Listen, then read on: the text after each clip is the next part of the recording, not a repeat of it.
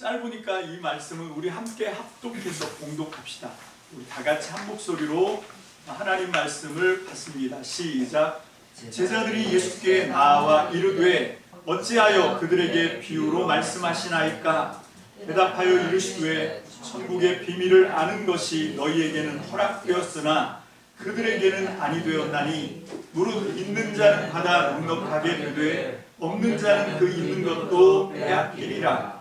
그러므로 내가 그들에게 비유로 말하는 것은 그들이 보아도 보지 못하며 들어도 듣지 못하며 깨닫지 못함이니라. 이사야의 예언이 그들에게 이루어졌으니 일러스되 너희가 듣기는 들어도 깨닫지 못할 것이요 보기는 보아도 알지 못하리라. 이 백성들의 마음이 완악하여져서 그 귀는 듣기에 둔하고 눈은 감았으니 이는 눈으로 보고 귀로 듣고 마음으로 깨달아 돌이켜 내게 고침을 받을까 두려워함이라 하였느니라. 그러나 너희 눈은 봄으로 너희 귀는 들음으로 복이 있도다. 내가 진실로 너희에게 이르노니 많은 선지자와 의인이 너희가 보는 것을 보고자 하여도 보지 못하였고 너희가 듣는 것을 듣고자 하여도 듣지 못하였느니라.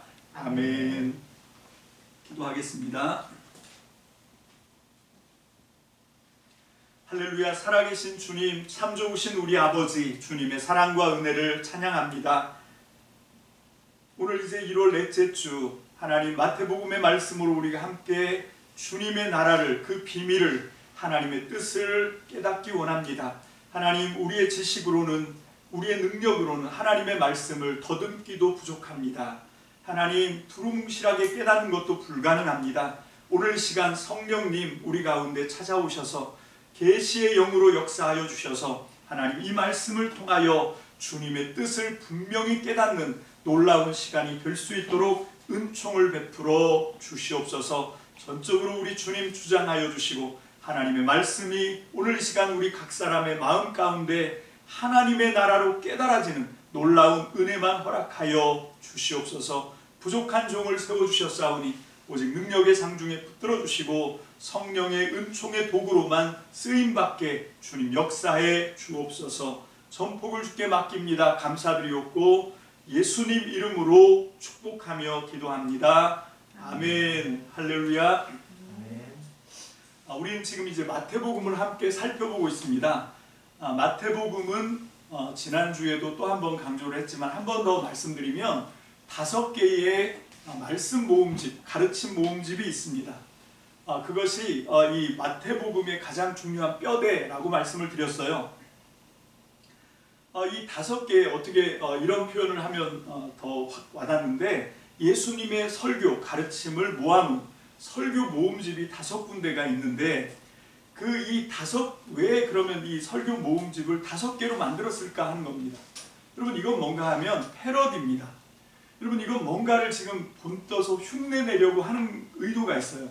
마태복음이 왜 예수님의 말씀을 5묶음으로 이렇게 묶어놓았냐면 이건 구약 성경을 맨 처음 시작할 때 오경이라고 하는 율법, 이게 이제 모세가 썼다 그래서 모세 오경이라고도 말하는데 그 율법은 5개의 책으로 이루어져 있죠.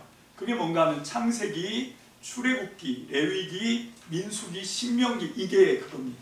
마태복음은 예수님의 계시의 말씀, 예수님의 천국 말씀의 가르침을 지금 이제 마태가 자기 공동체에게 이걸 가르쳐 주면서 이 오경 말씀이 의식되게 하는 겁니다. 여러분, 이 마태복음은 유대인, 굉장히 그 유대 문화에 친숙해 있다라고 말씀을 드렸어요. 그러면서도 그 내용으로 들어가 보면 굉장히 반유대적입니다. 그런데 이 형식을 빌려온 것만 봐도 이 사람이 얼마나 유대 문화에 친화되어 있는가, 얼마나 이 유대 문화에 익숙해 있는가를 우리가 알 수 있습니다. 그래서 이 마태복음은 예수님의 말씀 가르침을 마치 그 구약에 있는 율법 5개의 책을 연상하게 하는 겁니다.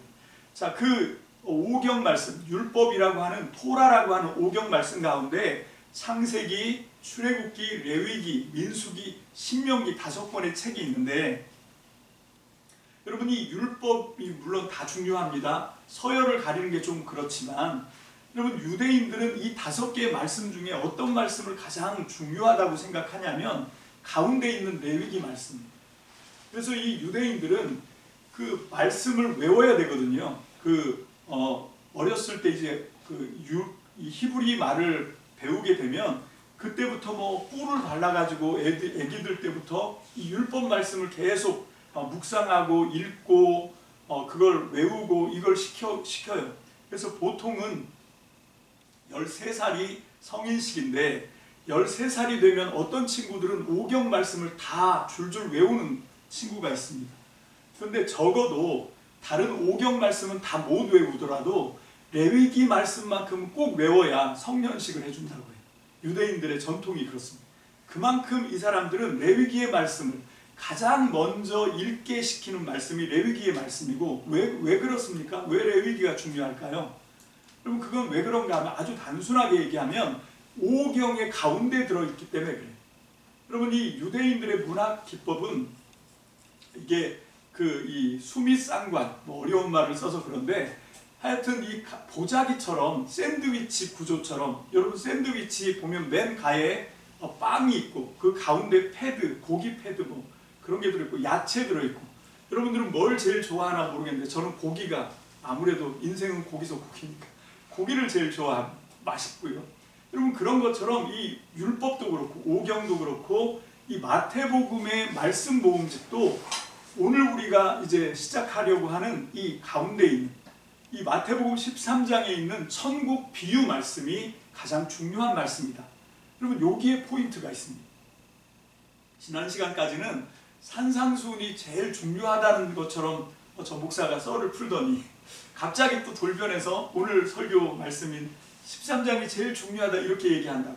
그런데 사실은 마태복음 5장의 산상설교는 결국은 이 마태복음 13장에 나와 있는 천국 비유를 깨닫게 하기 위한 어떻게 보면 전초적인 과정이다 이렇게 이해할 수 있어요. 여러분 정말 마태복음에서 제일 중요한 건 이 마태복음 13장을 우리가 어떻게 이해하고 깨닫느냐 여기에 정말 관건이 있다라고 해도 과언이 아닙니다. 그만큼 이 마태복음에서 이 마태복음 13장의 천국에 대한 비유의 가르침 이걸 이해하는 게 너무너무 중요합니다.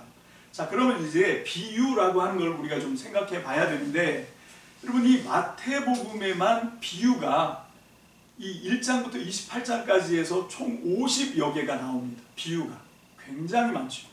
여러분 그 가운데 마태복음 13장 그리고 마태복음 21장 22장 마태복음 24장 25장에 비유가 집중되어 나오고 있습니다. 그만큼 이 비유를 우리가 정확하게 비유가 뭔지를 파악하지 못하면 이 예수님이 가르쳐 주신 천국 복음, 하나님 나라의 복음인 이 복음서를 이해하는데 많은 장애가 있습니다. 그래서 우리는 이 비유가 뭔지를 정확하게 이해를 해야 돼요. 여러분 예수님께서는 이 하나님 나라의 진리를 어떤 논리나 아니면 다른 어떤 특별한 진술 형식과 논리 전달 형식, 강화 방식으로 가르치는 것이 아니라 아주 일상적인 삶의 언어와 어떤 우리의 삶의 내용이 담겨 있는 어떤 일들을 가지고 와서 빗대어서 설명하는 거죠. 그게 이 비유라고 하는 말입니다. 여러분 이 비유라고 하는 말의 헬라어 말이 파라볼레라고 하는데 사실 이 파라볼레라고 하는 헬라어는 구약 성경 히브리어의 마샬이라고 하는 말을 번역한 말입니다. 두 단어가 합성되는데 파라와 볼레라고 하는 말은 있다, 존재하다 그런 뜻이에요. 그리고 파라가 중요하죠. 여러분 이 파라 많이 들어보지 않았습니까? 여러분 성령님을 다른 표현으로 할 때 요한복음 14장 23절에 보면 성령에 대한 다른 표현으로 뭐라고 얘기합니까? 파라 클레이토스. 클레이토스가 뭔가 변호하다 그런 뜻이에요. 파라가 곁에서 아주 가까운 내 옆에서 나와 함께 뭐 이런 뜻을 갖고 있습니다. 이 파라라고 하는 말이 그런 말이에요. 아주 가까이 내 곁에서 나와 함께 그런 뜻이죠. 그러니까 파라볼레는 뭔가 하면 아주 가까이 나와 함께 내 곁에 있다라고 하는 말이에요. 그게 비유입니다. 그걸 우리말로 비유라고 푸는 거예요. 이게 파라볼레입니다. 근데 이 비유는 우리가 일반적 상식으로 생각할 때 여러분 왜 비유를 들죠? 내가 뭔가 어떤 내용을 사람들에게 전달을 했어. 그런데 그게 명확하지가 않아요. 선명하지가 않아. 그래서 이걸 좀 더 확실하게 선명하게 사람들에게 이걸 깨닫게 해주려고 우리가 뭘 합니까? 설교할 때 많이 하잖아요. 설교를 했는데 그 내용이 좀 명확하지가 않아. 좀 확 와닿게 그걸 하려고 목사들이 설교자들이 사용하는 게 예화잖아요. 그죠? 예화를 사용해서 이 얘기가 이 얘기였구나 하고 빗대어서 설명하는 것. 우리는 그런 상식을 갖고 있어요. 근데 오늘 본문 말씀은 우리의 예상을 확 뒤집어 엎습니다. 자, 오늘 말씀은요, 질문과 대답으로 이루어져 있습니다. 제자들이 예수님께 질문합니다. 무슨 질문합니까? 마태복음 13장 10절입니다. 다 같이 보겠습니다. 시작. 제자들이 예수께 나와 이르되 어찌하여 그들에게 비유로 말씀하십니까? 자, 왜 비유를 써서 가르칩니까? 이걸 질문한 거예요. 그거에 대한 대답이 11절부터 17절까지 나와 있는 것입니다. 자, 예수님의 답변이 어떤 건가? 여기서 우리가 이 예수님의 답변, 오늘 이 본문을 우리가 살펴보는데 질문과 답변입니다. 제자들이 예수님께 아니 왜 비유를 사용하셨습니까? 라고 질문을 했고 예수님이 왜 비유를 써서 설명하는지를 답변을 해주는 내용이 오늘 본문의 전체인데 여기에 들어가기 전에 우리가 먼저 생각해야 되는 게 뭔가 하면 오늘 이 본문 말씀은 사람들을 두 부류로 나누고 있다라고 하는 거예요. 그게 뭔가 하면 하나는 너희에게 또 하나는 그들에게입니다. 여러분 너희에게와 그들에게로 구분해서 아주 이 정떨어질 정도로 아주 정말 이게 무서울 정도로 이렇게 탁 분리를 시켜요. 그러면서 이제 설명을 하고 있습니다. 13장 11절로 12절 다 같이 읽습니다. 시작. 대답하여 이르시되 천국의 비밀을 아는 것이 너희에게는 허락되었으나 그들에게는 아니 되었나니 무릇 있는 자는 받아 넉넉하게 되되 없는 자는 그 있는 것도 빼앗기리라. 자, 조금 전에 우리가 왜 빗대어 설명하는 예화나 아니면 이 비유나 이런 것들을 왜 사용한다 그랬습니까? 어떤 내용을 전달했는데 사람들이 그걸 명확하게 깨닫지를 못해요. 그래서 그 깨달음을 더 클리어하게 더 선명하게 해줄 목적으로 사용하는 게 빗대어 설명하는 그런 비유와 예화다 이렇게 우리는 알고 있습니다. 근데 예수님이 비유를 쓰시는 방법은 정반대입니다. 물론 그렇게 클리어하게 선명하게 하는 한편으로는 그게 맞아요. 그게 누구냐면 너희에게는 그게 통해. 이 예화를 통해서 비유를 통해서 너희에게는 그 깨달음을 더 온전하게 만들어주는 역할을 한다는 거예요. 근데 똑같은 비유가 그들에게는 그 깨달음을 얻을까봐 그 깨달음을 얻지 못하도록 하는데 이 비유가 쓰인다는 겁니다. 그러니까 비유라고 하는 건 뒤에 가도 설명하지만 이 천국 비밀을 너희에게는 허락했지만 그들에게는 허락되지 않았다라고 하는 거예요. 그들에게는 이게 비밀이어야 된다. 그래서 그 비밀로 하기 위해서 내가 비유를 쓴다. 이게 이제 예수님의 첫 번째 답변입니다. 자, 그런데 이 대목에서 좀 여러분들이 어떤 느낌을 받습니까? 좀 너무 이게 독단적인 것 같지 않습니까? 아니 누가 이걸 지금 결정해요? 너희와 그들을 결정하고 너희에게는 허락해주고 그들에게는 안 되고 여러분 이걸 누가 결정합니까? 하나님이 다 결정하시는 거예요. 그 기준이 뭐예요? 무슨 근거로? 그냥 하나님 마음입니까? 그냥 하나님이 독단적으로 일방적으로 너희는 그냥 너희니까 이쁘니까 다 허락해주고 너희는 안 돼 하고 딱 감춰버리고 그런 겁니까? 자, 우리가 이 너희와 그들을 구분하는 그래서 너희에게는 깨닫게 하고 그들에게는 깨달음이 허락되지 않아요. 그런데 이 기준이 사실 이 앞에 설명되고 있었습니다. 그게 어디냐면 마태복음 11장입니다. 마태복음 11장 25절 다 같이 봅니다. 시작. 그때 예수께서 대답하여 이르시되 천지의 주제이신 아버지여 이것을 지혜롭고 슬기 있는 자들에게는 숨기시고 어린 아이들에게는 나타내심을 감사하나이다. 자, 이 앞에서 왜 하나님이 너희와 그들을 구분하는지 그 구분 기준이 무엇인지를 마태복음은 이미 설명하고 있었습니다. 여러분 여기서 그들은 누구냐면 자기들이 지혜 있다고 생각하는 사람들이에요. 나는 다 됐어. 나는 지혜 있는 사람이에요.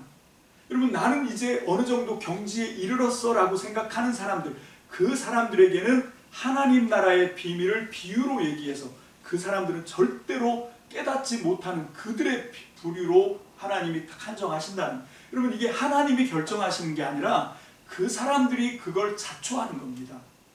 여러분, 그리고 여기 어린아이는 누굽니까? 이 어린아이의 특징이 뭐예요? 여러분, 그게 어린아이가 무엇인지가 잘 설명되고 있는 게 마태복음 18장 3절로 4절입니다. 다 같이 봅니다. 시작.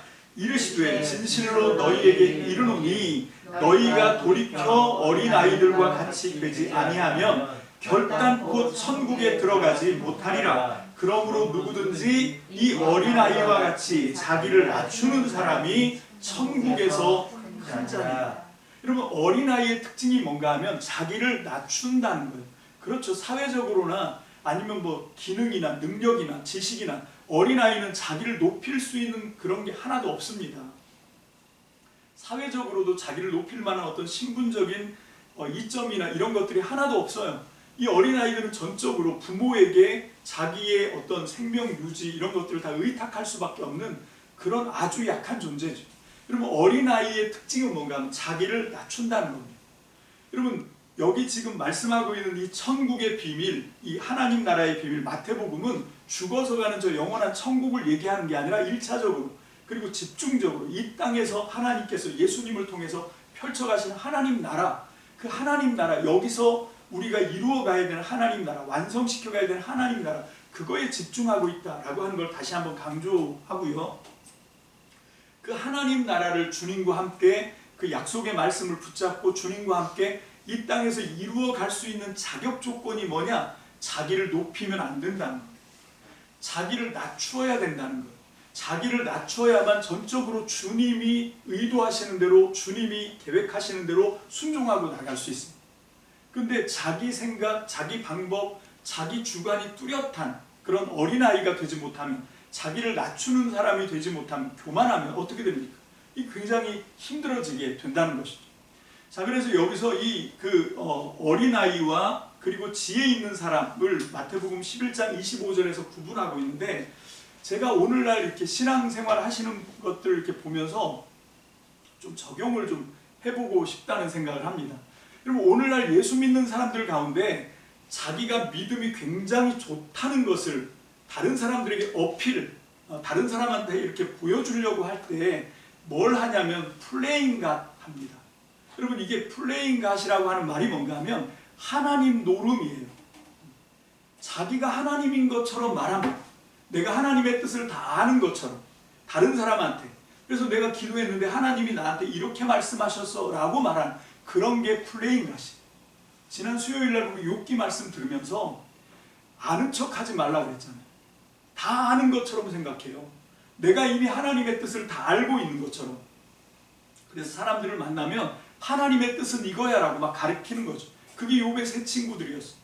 욥의 세 친구들, 그리고 마지막에 나와 있는 그 패기 넘치는 젊은이 엘리후, 이런 사람들이 마치 자기가 하나님인 것처럼, 하나님의 뜻을 자기가 다 아는 것처럼 욥을 막 공박하죠. 욥, 네가 잘못했어 하고 막 가르칩니다. 근데 하나님이 오셔서 뭐라고 말합니까? 다 틀렸어, 욥이 옳았어 라고 얘기해요. 여러분, 이 사람들은 욥기 1장과 2장에 있었던 천상회의 알지도 못했습니다.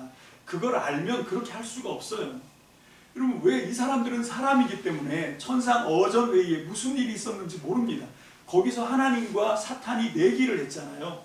그래서 욥이 의롭다고 하나님이 주장하니까 까닭없이 의로울 수가 없습니다. 하나님이 뭔가 해준 게 있으니까, 먹은 게 있으니까, 받은 게 있으니까 의로운 척 한 겁니다. 그거 다 걷어가시면 본색이 드러날 겁니다. 이게 욥기였어요. 그래서 하나님이 그래, 그리고 내기를 해서 사탄에게 한번 해봐.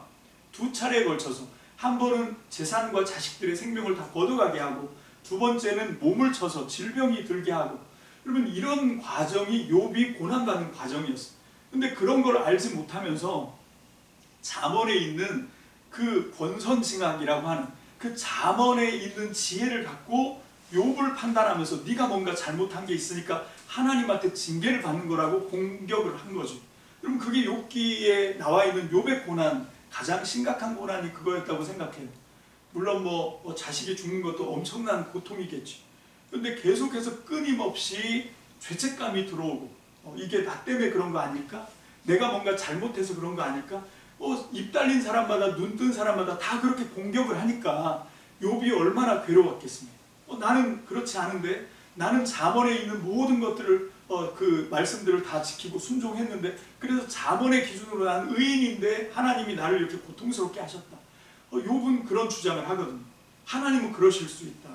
하나님은 의인에게도 고난 주실 수 있고 죄인도 복을 주실 수 있다. 왜? 하나님이니까 하고 이제 욥이 주장했던 건데, 그걸 알지 못하면 잠언의 지혜를 갖고 아는 척을 하는 거죠. 여러분, 그래서 이게 플레잉 가심, 내가 마치 모든 걸 다 아는 것처럼, 여러분 이게 제일 위험합니다. 여러분, 어린아이같이 되는 건 뭔가 하면 나는 항상 틀려요. 나는 아는 게 없습니다. 그래서 나는 주님이 필요한 거예요. 주님이 없으면 안 돼요. 이게 지금 여기서 말씀하고 있는 천국을 비밀, 그 천국의 비밀을 계시로 받을 수 있는 자격, 그게 뭐냐? 내가 어린아이처럼 나를 낮추는 겁니다. 내가 뭔가 안다고 생각할 때 이게 제일 위험한 거예요. 내가 뭔가 안다고 생각하는 의식이 들어와 있는 거, 이게 교만이고요. 그 상태에서 사람들에게 자기를 드러내면서 뭔가 가르치려고 하고, 이게 플레잉 가십니다. 마치 자기가 하나님인 것처럼. 오늘날 교회 다니는 사람들이 교회가 세상 사람들의 눈에 볼 때 재수 없는 게 딱 그것 때문에 그래요. 자기가 하나님인 것처럼 세상을 판단하고 있고, 세상을 향해서 하나님의 말씀은 이런 거야 가르치려고 하고 있고, 그러면 안 돼요. 여러분, 그렇게 할 수 있는 분은 주님밖에 없고, 그렇게 할 수 있도록 하는 방식이 뭔가 하면 우리가 어린아이가 되는 겁니다. 겸손해지는 겁니다. 정말로 나를 낮춰서 정말로 내 삶을 통해서 그냥 예수 그리스도가 말이나 어떤 행위가 아니라 저절로 흘러들어가서 배이게 해야 돼요. 세상 사람들에게 야, 이 사람들을 보니까 뭔가 이렇게 드러내서 뭘 말하지 않지만, 강요하지 않지만, 그냥 이 사람들을 가까이서 지켜보면서 와, 진짜 하나님이 살아계신 것 같다는 것을 그냥 저절로 배어들게 해야 됩니다. 저절로 느껴지게 해야 돼요. 여러분, 그걸 지금 마태복음 13장에서 말씀하고 있는 겁니다. 그게 비유라고 하는 거예요. 이 비유는 누구에게는 허락되어 있는 겁니까? 바로 그런 태도와 자세를 갖고 있는, 그러니까 이 어린아이가 뭔가 하면 그런 태도와 자세를 갖추고 있는 거죠. 그게 거기에 달려있는 게 뭐냐면 하나님 나라의 비밀이에요. 천국 비밀입니다. 여러분, 이 천국 비밀이라고 하는 말, 비밀이라고 하는 말이 미스테리온인데, 이 미스테리온이라고 하는 단어는 복음서에서 딱 여기만 나옵니다. 이 마태복음의 이 13장에 여기 이 천국 비밀이라고 할 때 여기에서만 미스테리온이라고 하는 단어가 쓰이고, 똑같은 병행구인 다른 복음서들에만 여기 딱 한번 나오는 거예요. 거기에만 나오고 미스테리온이 안 나옵니다. 그래서 이 비밀이라고 하는 말의 개념을 복음서에서는 잡기가 좀 힘들어요. 근데 이 미스테리온이라고 하는 걸 신학화한 사람이 있는데, 그게 누군가 하면 사도 바울입니다. 사도 바울이 로마서 16장 25절로 27절에 뭐라고 말씀하고 있습니까? 다 같이 보겠습니다. 시작. 나의 복음과 예수 그리스도를 전파함은 영세전부터 감추어졌다가 이제는 나타내신 바 되었으니, 영원하신 하나님의 명을 따라 선지자들의 글로 말미암아 모든 민족이 믿어 순종하게 하시려고 알게 하신 바 그 신비의 계시를 따라 된 것이니, 이 복음으로 너희를 능히 견고하게 하실 지혜로우신 하나님께 예수 그리스도로 말미암아 영광이 세세 무궁하도록 있을지어다. 아멘. 여기 26절에 미스테리온이라고 하는 이걸 이제 로마서 16장 26절에서는 신비라고 번역했는데, 이게 비밀입니다. 자, 그런데 이 비밀이 뭡니까? 감추어져 있는 게 비밀이지요. 세상 사람들이 다 아는데 그게 무슨 비밀입니까? 다 모르는데 너랑 나랑만 알고 있어. 그게 비밀이잖아요. 그게 비밀입니다. 그래서 이 감추어졌던 비밀이 이제 계시로 드러나는 거, 이게 미스테리온이라는 거예요. 그 계시의 핵심이 누구냐면 예수 그리스도예요. 예수 그리스도, 그분은 감추어졌던 하나님을 우리 인간 세계에 오셔서 살아계신 하나님을 드러내 보여주시는 계시의 가장 중요한 통로, 이게 예수님이죠. 사도 바울이 지금 그 얘기를 합니다. 그래서 이 비밀, 미스테리온이 뭐냐? 이게 계시다라고 얘기하는 거죠. 여러분, 그 계시로 오신 예수님이 하나님 나라, 그리고 하나님을 자기의 삶을 통해서 계시하신 방법이 세 가지 통로였다. 예수님의 사역은 세 가지 방식이었다라고 계속 우리가 귀에 딱지가 않도록 지금 배우고 있어요. 마태복음에서 마태복음 4장 23절 봅니다. 시작. 예수께서 온 갈릴리에 두루 다니사 그들의 회당에서 가르치시며 천국 복음을 전파하시며 백성 중에 모든 병과 모든 약한 것을 고치시니. 자, 9장 35절 또 읽습니다. 시작. 예수께서 모든 도시와 마을에 두루 다니사 그들의 회당에서 가르치시며 천국 복음을 전파하시며 모든 병과 모든 약한 것을 고치시니라. 그 예수님의 공생의 사역은 세 가지로 정리할 수 있다 그랬습니다. 첫 번째가 뭐냐면 가르침, 티칭. 두 번째가 선포, 프리칭. 세 번째가 고치심, 힐링입니다. 자, 그런데 여기서 가르치다, 티칭, 이건 뭘로 되는 겁니까? 말씀으로 하는 거니까 예수님의 가르침은 우리가 뭘로 들을 수 있어요? 귀로 들을 수 있어요. 그죠? 근데 예수님이 힐링, 고치시는 것, 모든 병, 모든 약한 것, 기적을 베푸시고 하는 건 뭘로 우리가 감지할 수 있어요? 보는 거지요. 예수님이 병을 고치시고 예수님이 기적을 행하시고 하는 걸 보는 겁니다. 그래서 이게 듣고 보는 거예요. 그래서 듣기는 들어도 깨닫지 못하고 보기는 보아도 알지 못하고 그리고 그 다음에 뭡니까? 선포. 이 두 가지 방식, 가르침과 힐링을 통해서 예수님이 결국 하려고 하는 건 뭔가 우리의 영혼에, 우리의 존재에게 하나님 나라가 이런 거야 라고 선포하신, 프리칭하신, 그래서 그건 마음으로 깨닫는 겁니다. 자, 이 세 가지 방식입니다. 근데 이사야 선지자가 예수님 오시기 700년 전에 너희가 보기는 보아도 보지 못하고, 정말 수수께끼 같은 말이잖아요. 듣기는 들어도 듣지 못하고 그리고 마음으로 깨닫지 못하게 될 것이다. 이걸 이사야 보고 선포하라고 했거든요. 지금 이 이야기가 성경을 통해서 계속 이어져 가고 있습니다. 여러분, 이 비밀을 깨달아야 됩니다. 근데 그걸 지금 예수님이 마태복음 13장에서 비유를 가지고 설명해내고 있는 거죠. 예수님이 계시고 예수님이 하나님 나라의 비밀, 하나님을 이 땅에 보여주시는 계시의 통로로 오셨어요. 그래서 그분은 세 가지 방식으로, 그래서 가르치고 그리고 선포하고 고치는 사역을 통해서 하나님이 누군지, 하나님 나라가 무엇인지를 사람들에게 보여주고 들려주고 깨닫게 해주고 있습니다. 근데 마음이 완악한 사람, 내가 뭔가 이루어졌다고 생각하는 교만한 사람들은 들어도 보아도 마음으로 깨닫지를 못하는 거죠. 오히려 거부하는 것, 예수님을 오히려 적대하는 거죠. 여러분, 이게 지금 예수님의 사역을 통해서 일어나고 있는 일이다 라고 지금 다 연결되어 있습니다. 자, 그러면서 이제 예수님은 그런데 어린아이처럼 자기를 낮추는 겸손한 사람들은 예수님의 가르침, 예수님의 기적, 그리고 예수님의 선포를 통해서 하나님이 이런 분이구나, 하나님 나라가 이런 거구나를 그대로 받아들이는 거죠. 여러분, 그 이야기가 오늘은 비유를 통해서 지금 말씀되고 있는 거죠.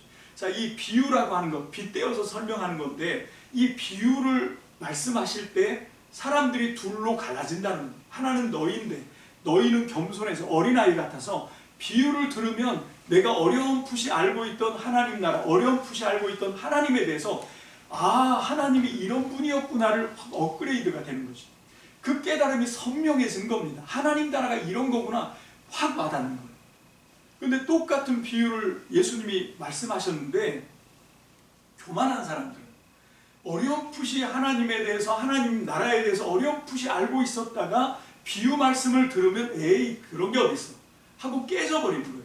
어렴풋이 알았던 것도 다 날아가 버립니다. 이제 더 이상 알 수가 없게 되는, 완전히 오해하게 되는 거죠. 여러분, 지금 이 목적을 가지고 예수님이 비유로 가르치신다라고 얘기하고 있는 거예요. 내가 지금 비유로 말하는 건 이사야가 예언했던 그 예언의 말씀을 성취한 거다.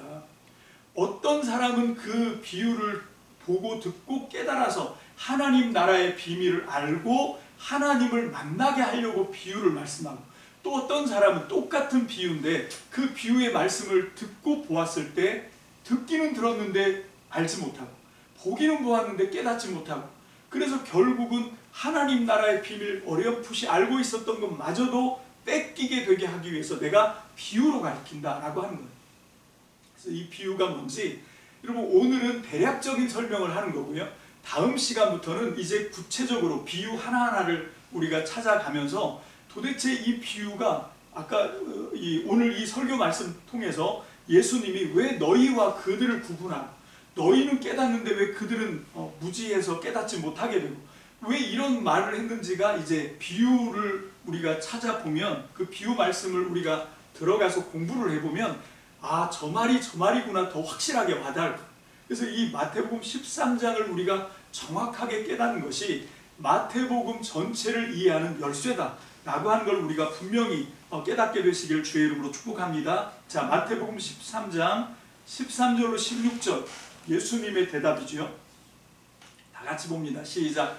그러므로 내가 그들에게 비유로 말하는 것은 그들이 보아도 보지 못하며 들어도 듣지 못하며 깨닫지 못함이니라. 이사야의 예언이 그들에게 이루어졌으니 일렀으되 너희가 듣기는 들어도 깨닫지 못할 것이요 보기는 보아도 알지 못하리라. 이 백성들의 마음이 완악하여져서 그 귀는 듣기에 둔하고 눈은 감았으니 이는 눈으로 보고 귀로 듣고 마음으로 깨달아 돌이켜 내게 고침을 받을까 두려워함이라 하였느니라. 그러나 너희 눈은 봄으로 너희 귀는 들음으로 복이 있도다. 내가 진실로 너희에게 이르노니 많은 선지자와 의인이 너희가 보는 것들을 보고자 하여도 보지 못하였고 너희가 듣는 것들을 듣고자 하여도 듣지 못하였느니라. 아멘. 자, 이제 오늘 말씀을 결론 맺으려고 합니다.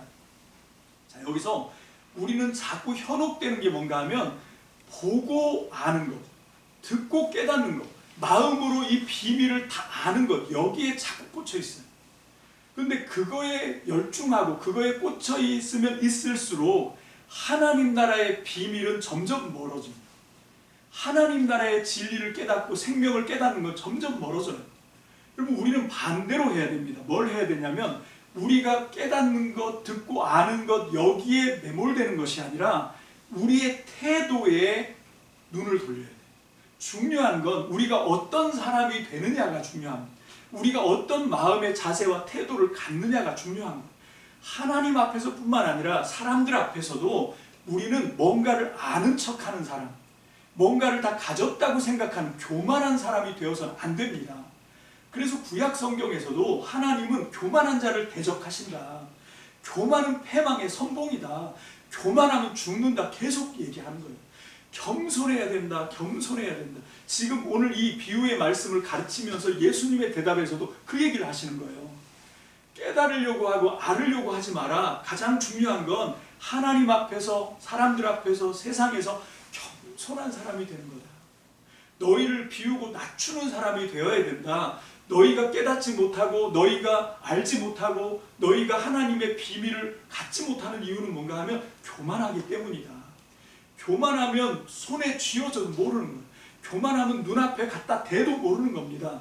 우리가 해야 되는 건 뭔가 하면 알려고 하고 깨달으려고 하고 여기에 마음을 쏟는 것이 아니라 뭐라고요? 겸손해지는 거. 예수님이 마태복음 11장에서 말씀하십니다. 나는 마음이 온유하고 겸손한. 여러분, 예수님도 이걸 말씀합니다. 나는 온유한 사람이고 겸손한 사람이다.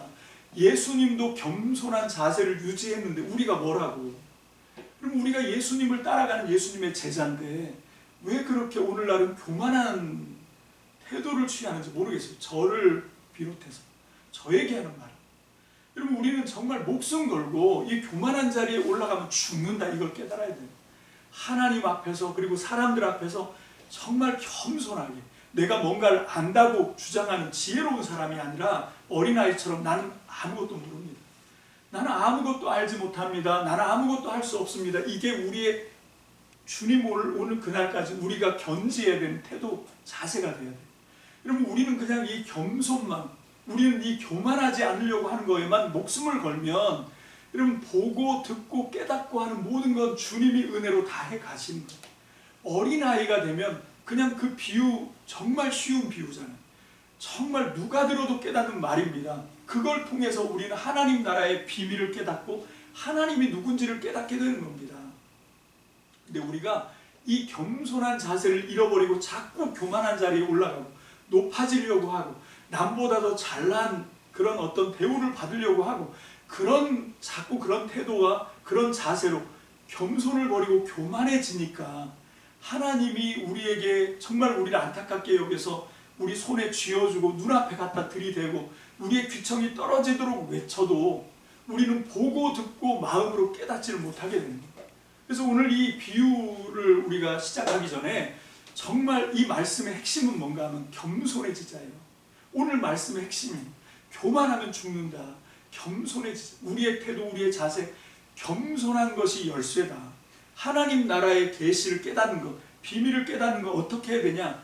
여러분, 내가 뭔가를 막 경험하고 뭔가 특별한 어떤 체험을 하고 어떤 경지에 올라가고 뭘 공부하고 그런 게 아닙니다. 겸손하면 돼요. 여러분, 교만하지 않으면 되는 겁니다. 우리가 겸손하면 하나님이 이 쉬운 비유를 통해서 우리를 깨닫게 하시고 그 말씀을 하고 있잖아요. 여러분, 그래서 우리의 깨달음을 더 온전하게 하려고 한다라고 주님이 말씀해 주고 있습니다. 그래서 우리는 정말로 이 비유의 말씀을 통하여 우리가 넉넉하게 있는 자는 받아서 넉넉하게 되고 12절에 없는 자는 그 있는 것마저 빼앗기게 된다. 여기서 말하는 있는 자가 뭡니까? 겸손이 있는 사람 얘기를 하는 거예요. 교만하지 않은 사람. 그럴 때 우리는 교만하지 않고 겸손한 여기에만 딱 목숨 걸고 이것만 어찌하든지 내가 겸손한 사람으로 어린아이, 그래서 너희가 힘써 어린아이가 되어야 된다. 어린아이가 되지 못하면 아무도 천국에 들어올 수 없다라고 말씀하십니다. 그래서 우리는 이 겸손한 것, 우리가 교만하지 않는 것, 이거에 우리는 정말 목숨을 걸고 겸손해집시다. 할렐루야, 아멘. 이것만 되면 돼요. 이게 오늘 말씀의 핵심이고, 천국을 깨닫고 천국을 소유하고 천국을 하나님의 선물로 받게 되는 비결도 뭔가 겸손에 있다. 교만하지 않는 거예요. 뭔가를 우리가 막 깨우치고 아는 척하고 깨닫고 하나님 노름하고 여기에 있는 것이 아닙니다. 여기에 있는 게 아니라 어린아이처럼 나를 비우고 낮추고 나를 더 낮추고 겸손하면 하나님의 은혜가 저와 여러분들의 것인 것을 믿으시길 주님의 이름으로 축복합니다. 기도하겠습니다. 할렐루야. 주님 감사합니다. 이제 우리가 비유의 말씀을 통하여 하나님 나라의 비밀을 그리고 하나님의 가르침을 깨달으려고 합니다. 하나님, 그런데 그 열쇠가 겸손이라고 말씀하여 주시니 감사합니다. 하나님, 오늘 주신 이 말씀을 우리의 마음판에 아로새기게 도와주시고 우리가 우리의 생을 다하는 동안 철저하게 하나님 앞에서 세상 앞에서 겸손한 자로 서기를 원합니다. 겸손한 자로 발견되기를 원합니다. 그래서 정말로 하나님께서 겸손한 자를 사랑하시고 겸손한 자를 쓰시는 것을 우리의 일생 가운데 체험하는 복된 인생이 되게 2023년부터 하나님이 겸손한 자를 들어 쓰시는 하나님 승리하는 저희들 될 수 있도록 축복하여 주시옵소서. 감사를 드립니다. 예수님 이름으로 축복하며 기도합니다. 아멘.